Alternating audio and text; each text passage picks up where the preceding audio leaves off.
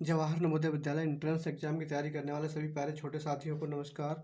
Special academy for you channel पर आपका स्वागत है। हम लोग प्रैक्टिस सेट कर रहे हैं नवोदय विद्यालय के। इस सीरीज में ये तीसरा प्रैक्टिस सेट है और इसके हमने रीजनिंग और मैथ रीजनिंग और मैथ कवर कर लिया है। इस सेट में हम क्या करेंगे, इसमें हम लोग हिंदी की चारों अनुच्छेदों को देखेंगे और उनके प्रश्न उत्तर को छाटेंगे कि कैसे करके अनुच्छेद जो है हम मतलब उनके क्वेश्चन को एलिमिनेट करते हैं, अलग अलग करके छांटते हैं और उनको जो है हम करते हैं, उनको मतलब कैसे करके छांटते हैं और हल करते हैं। और जैसा कि आपको पता है, आपके सेक्शन में जो पेपर है आपका होगा उसमें 20 क्वेश्चन हिंदी के आएंगे। इसमें 4 पैराग्राफ होंगे और एक क्वेश्चन से 5 एक अनुच्छेद से 5 क्वेश्चन होंगे और एक प्रत्येक क्वेश्चन का जो है मार्क है 1.25 अंक का होगा। इस प्रकार से आपके जो 20 क्वेश्चन होंगे 25 अंक के होंगे। और मैं समझता हूँ जो भी एक पढ़ने वाला बंदा है, व्यक्ति है या स्टूडेंट है जो भी है, तो वो कम से कम इन 25 के 25 क्वेश्चन को ही ठीक करता है, तभी उसका जो है नंबर फाइनल लिस्ट में, उसमें मेरिट में उसका नाम दिखता है। अगर आप एक पढ़ने वाले व्यक्ति हैं तो पढ़ने वाले के 25 के 25 या 24 तो उसके ठीक ही होते हैं इसमें, क्योंकि इसमें कोई अलग से कुछ करना नहीं होता है। केवल क्या करना है, आपको अनुच्छेद से ही आंसर छाटने हैं। तो आप देखते हैं हम लोग पहला अनुच्छेद क्या है, और अनुच्छेद भी बहुत ही सिंपल आते हैं। खैर सिलेबस भी छोटे बच्चों का ही है, तो पैराग्राफ भी छोटे बच्चों वाले ही होंगे, ऐसा नहीं है कि बड़े बच्चों वाले हों। पहला क्या है, देखिए अनुच्छेद है, पहला अनुच्छेद कह रहा है एक समय एक तोता था। एक समय क्या था, पहली चीज समझ लें कि ये अनुच्छेद किसके बारे में कह रहा है। एक समय एक तोता था जो अन्य बहुत से तोतों के साथ एक अंजीर के पेड़ पर रहता था। किस पेड़ पर रहता था? अंजीर के पेड़ पे। आपके पास पेंसिल हो तो ये कुछ जो इंपॉर्टेंट शब्द हैं उन पर मार्क करते जाएं, जिससे आप बाद में उनको आपको ढूंढना ना पड़े पैराग्राफ में कि कहाँ पे कौन सा शब्द हमने अंजीर देखा था, कि कहाँ पे लिखा हुआ था। वे सब पके फलों को खाने का आनंद उठाते थे। क्या करते थे? पके फलों को खाने का आनंद उठाते थे, पेड़ पर खुशी से रहते थे। कुछ साल में अंजीर का पेड़ क्या हो गया? बूढ़ा हो गया, उसने फल देना बंद कर दिया। केवल एक को छोड़कर अधिकांश तोते उड़कर भाग गए। उसने कहीं भी जाने से इनकार कर दिया। देवताओं के राजा सक्का ने तय किया कि वह तोते की परीक्षा लेगा। वह हंस का वेश बदलकर तोते के पास आया और पूछा कि उसने अभी तक पेड़ क्यों नहीं छोड़ा। तोते ने उत्तर दिया, मैं अपने मित्र को नहीं छोड़ सकता क्योंकि उसने बरसों तक मुझे भोजन दिया है। यह सुनकर सक्का प्रसन्न हो गया। वह तुरंत अपने पुराने रूप में आ गया और बोला, पेड़ के प्रति तुम्हारी भावनाओं से उस मैं प्रभावित हुआ। उसके बाद उसने तोते से कहा, तुम क्या चाहते हो? मुझसे मांगो। तोते ने सम्मान में अपना सिर झुकाया और कहा, महाराज, मेरे मित्र ने अनेक वर्ष तक मुझे शरण दी है। उस उसे शक्ति दीजिए कि उसमें साल भर फल लगे जैसे पहले लगते थे। ऐसा ही हो। सक्का ने कहा और वह अंजीर का वृक्ष जीवित हो गया और फलों से लद गया। अब अनुच्छेद से संबंधित प्रश्न उत्तर देखेंगे हम। 61 नंबर क्वेश्चन है, तोते ने सक्का से क्या मांगा? तोते ने सक्का से मांगा कि विकल्प ए क्या है, अन्य तोतों को वापस बुला ले, पेड़ सदा जीवित रहे, पेड़ फिर से शरण दे। आप ऐसा करें, आप पेन पेंसिल लेके बैठें और जैसा मैंने पैराग्राफ पढ़ दिया है और आप खुद मेरे से पहले आप जो है उसका आंसर टिक देखें, मतलब आपको स्पष्ट दिखता होगा इसमें। इससे पहले आप टिक करें कि ये आंसर ये है, पेड़ फिर से शरण दे, पेड़ में साल भर फल लगे। क्या हो? पेड़ में साल भर फल लगे। यही उसने मांगा। तोते ने किससे मांगा? सक्का से मांगा, जो उनके देवता थे। कहानी में हमें क्या बनने की शिक्षा, मतलब कहानी हमें क्या बनने की शिक्षा देती है? ईमानदार, सच्चा, ध्यान रखने वाला, या ईमानदार या कृतज्ञ। तो इसमें जो बात हुई है, तोता जो क्या था, वो कृतज्ञ था। कृतज्ञ का मतलब होता है, अगर आप किसी ने आपका कोई काम किया है तो आप उसके एहसानमंद हैं। क्या है? एहसानमंद है, मतलब किए हुए का एहसान को मानने वाला। कृतज्ञ क्या होता है? कृतज्ञ का हिंदी में सीधा सा अर्थ होता है किए हुए एहसान को मानने वाला। क्या होता है? कृतज्ञ होता है। इसका एक अपोजिट शब्द आता है, वो होता है कृतज्ञ। क्या होता है? कृतज्ञ होता है। कृतज्ञ ये होता है किए हुए एहसान को ना मानने वाला।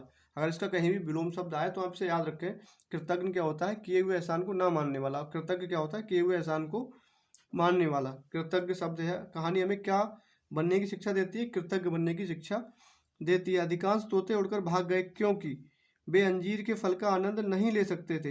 यही बात है, क्योंकि अंजीर का पेड़ सूख गया था तो फल उस पर आते ही कहाँ, तो अंजीर के फल का आनंद नहीं ले सकते थे, इसीलिए वे उससे मतलब उड़कर भाग गए।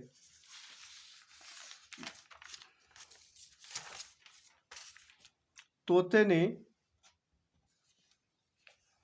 वहीं रहने का निर्णय लिया क्योंकि, तोते ने वहीं रहने का निर्णय क्यों लिया? क्योंकि मैं उड़ने में आलस्य करता था। ऐसी बात है? बिल्कुल नहीं, ऐसी बात है ही नहीं।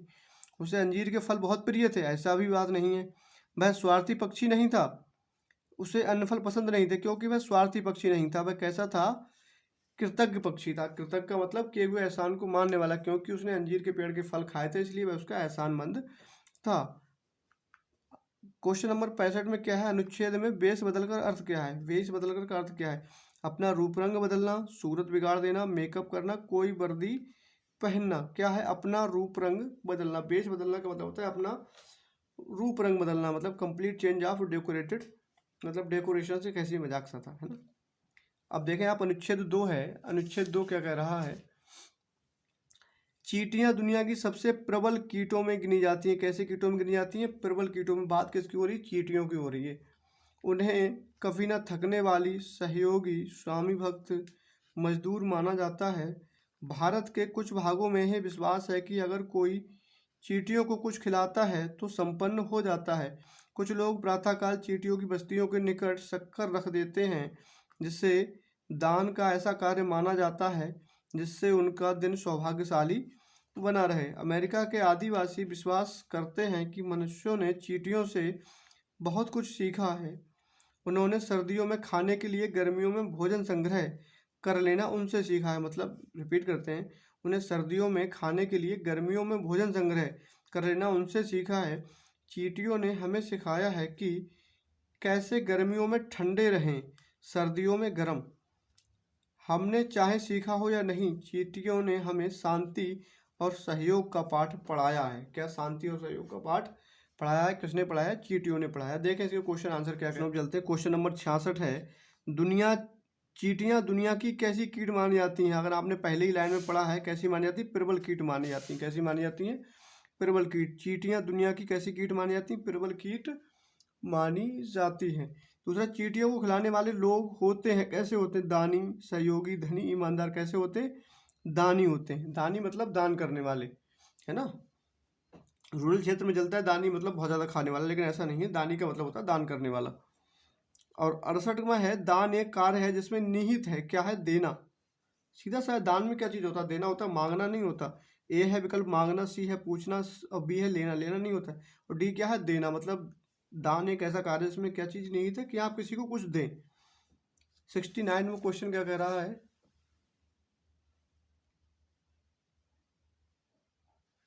69वां क्वेश्चन कह रहा है, अमेरिका मूल निवासियों के अनुसार चींटियों ने मनुष्य को सिखाया है। क्या सिखाया है?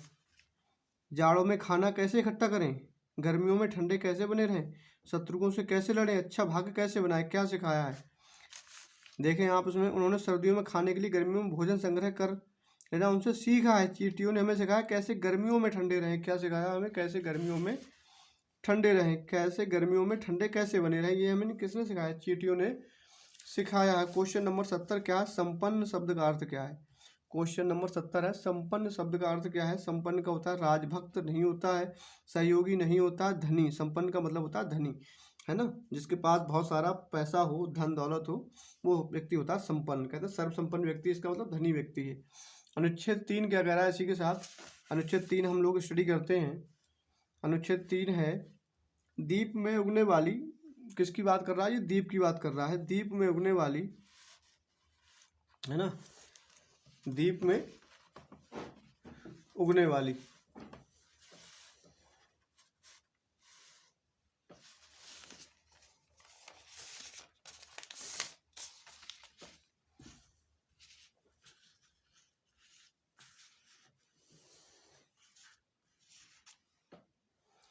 दीप में उगने वाली छोटी घास तथा कटीली पत्तियों को बकरियां चरती थीं।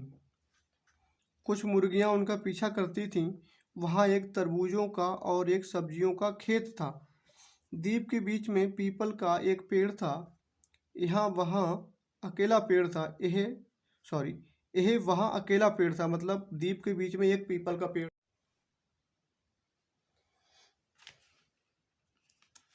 अनुच्छेद 3 देखते हैं। द्वीप में उगने वाली छोटी घास और कटीली पत्तियों को बकरियां चरती थीं। कुछ मुर्गियां उनका पीछा करती थीं। वहां एक तरबूजों का और एक सब्जियों का खेत था। द्वीप के बीच में एक पीपल का पेड़ था। यह वहाँ अकेला पेड़ था। बड़ी बाढ़ के दिनों में भी जबकि पूरा द्वीप पानी में डूब गया था, पेड़ दृढ़ता से खड़ा रहा। यह बूढ़ा पेड़ था।